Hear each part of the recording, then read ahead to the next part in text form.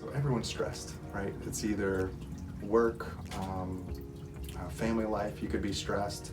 We're just in this fast-paced culture where people go communicate through email, text messages, and it can be very distracting. Our life is just distracting, stress, not to mention a death of a coworker, a death of a family member, a divorce are big stressful parts in people's lives. How do we manage that stress better through chiropractic care? It really boils down to the fight or flight system and how your body works physiologically. So physiologically, we need the fight or flight system, and that is the stress system.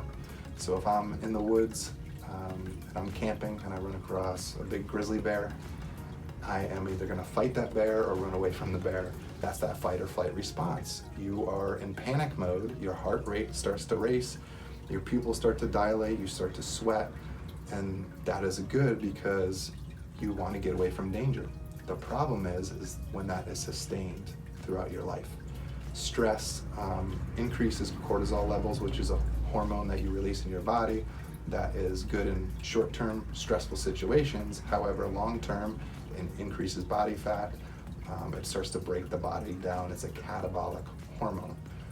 The opposite of fight or flight is the parasympathetic nervous system. So when the spine is subluxated, you have three parts of the nerve that's actually being irritated. First is the motor function, which deals with movement. So I can't move my arm unless my brain sends signal to my arm to move. You got the sensory system, which deals with pain, heat, cold, vibratory sensation. And then you got the third part of that nerve, which deals with the autonomic nerve system. These are the things that just run automatically without you thinking about it. And that is where the fight or flight and parasympathetic system comes in play.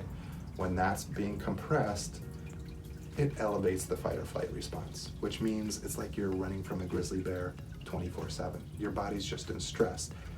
It could be stress just from the irritation on the nerve, but also when you're in pain, your body goes into fight or flight.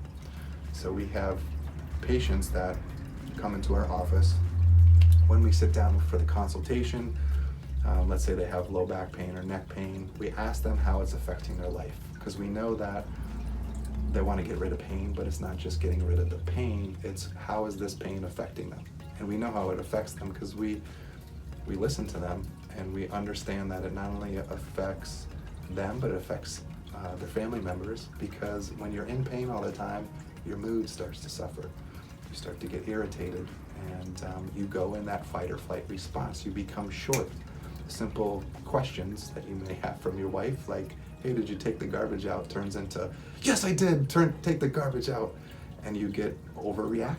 You overreact on just the littlest, simplest things.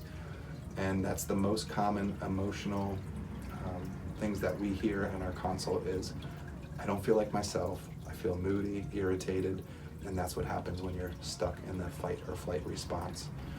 When we do correct the subluxation, we take pressure off that nerve, obviously their pain is going to go away and they feel less irritated, but it also puts them back into that parasympathetic response, which is the opposite of fight or flight.